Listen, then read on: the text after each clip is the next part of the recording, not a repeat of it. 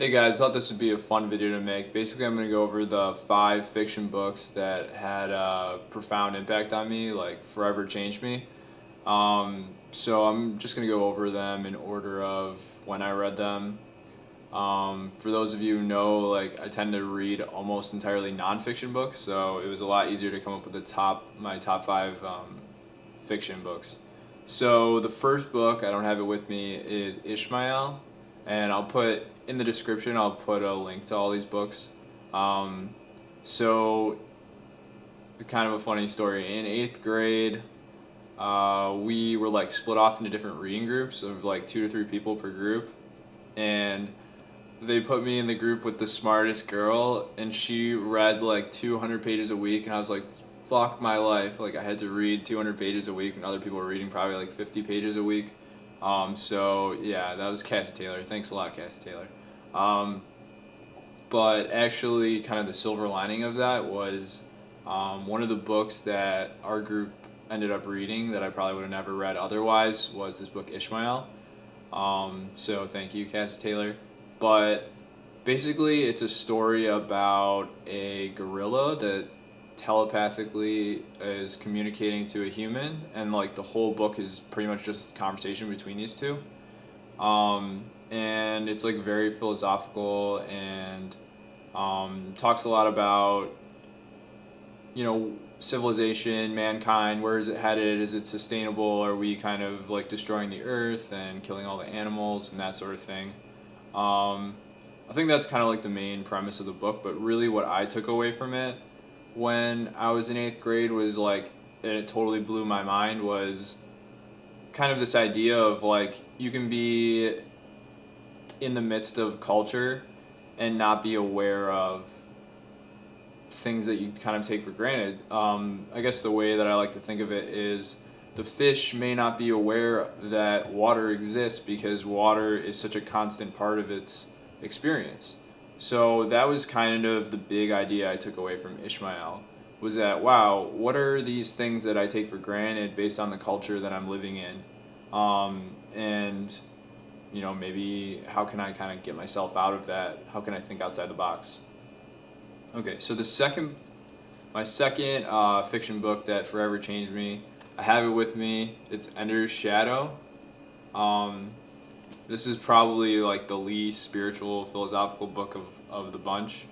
Um, Basically, if you've read Ender's Game, this is like the same characters, the same storyline, same timeline, but it's from the perspective of Bean instead of Ender. Bean is like another one of the kids in the book, and it really changed me as a person because Bean is like, even though he's not a real person, he's so freaking smart. He's like the smartest person I have ever witnessed. He could take the smallest piece of information and like create so much understanding from the tiniest piece of information. And just reading this book, it really changed my perspective of like what was possible, like what you could do with the human mind and what you could calculate with just the tiniest pieces of information. So that was the second book. Next book I also have with me. So this is the Neverending Story. Probably most people have like heard of the movie and seen the movie, but the movie, it's like okay. The book is freaking amazing. I just love this book. It has to be like one of my top 3 or 5 favorite books ever. It's just so beautiful and elegant and poetic. Um, and I probably can't even put into words like what I took away from this book, but I think it just resonated with me so much. And I think when something like this resonates with you, it's because it's a metaphor for these powerful understandings of how does life work, how does God work, um, and how does consciousness work. I think probably this book is kind of like giving you a lot of powerful metaphors for that. Um, I can't recommend this enough. It's such an awesome book. So awesome. Okay, so the fourth book is, oh my god, I forgot. What did I put here? Oh, Siddhartha. Okay, so Siddhartha, I probably would have never read if it wasn't assigned to us in 12th grade in Myth and Modern Man, which is a class I took. That's like a super popular book. A lot of people have read Siddhartha. A lot of people love that book. I know, like, my mom told me she read it when she was younger, and her brother read it. Probably my dad has read it. It's the story of this Indian boy, and he kind of like his father is some kind of like priest or something, and he's like set up to do really well and follow in his father's footsteps, but he's just like trying to find enlightenment, and he leaves everything that he has with his family and kind of goes off on his own, goes into to live with like beggars and just in search of enlightenment. And there's so many powerful messages from that book that I took, and I've reread that book probably 4 or 5 times. I'd say like one of the big things I take away from that book is like learning is experiential. You're not going to really learn the most important things or maybe even anything from a book or from a lecture or from a teacher or from a professor. Like you're really gonna learn through your own experience.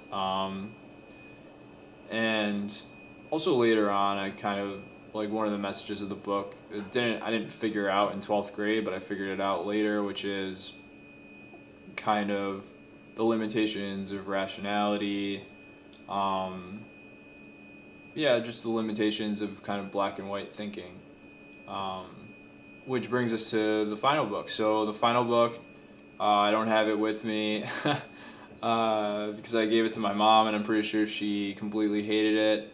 That's Zen and the Art of Motorcycle Maintenance. I read that probably like 5 years ago, and had a huge, huge impact on me.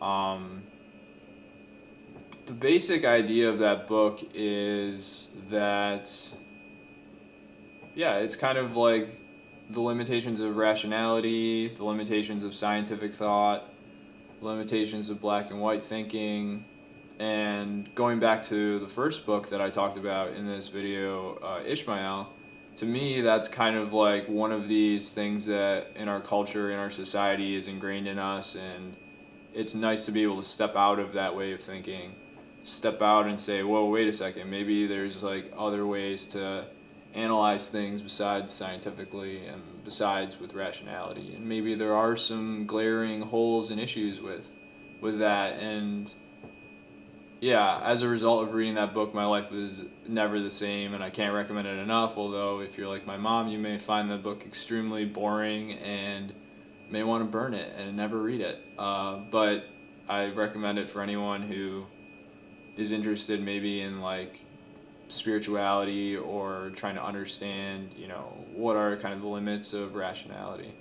So those are the five fiction books that forever changed me. I hope you enjoyed this video. It was pretty fun to make. See you guys.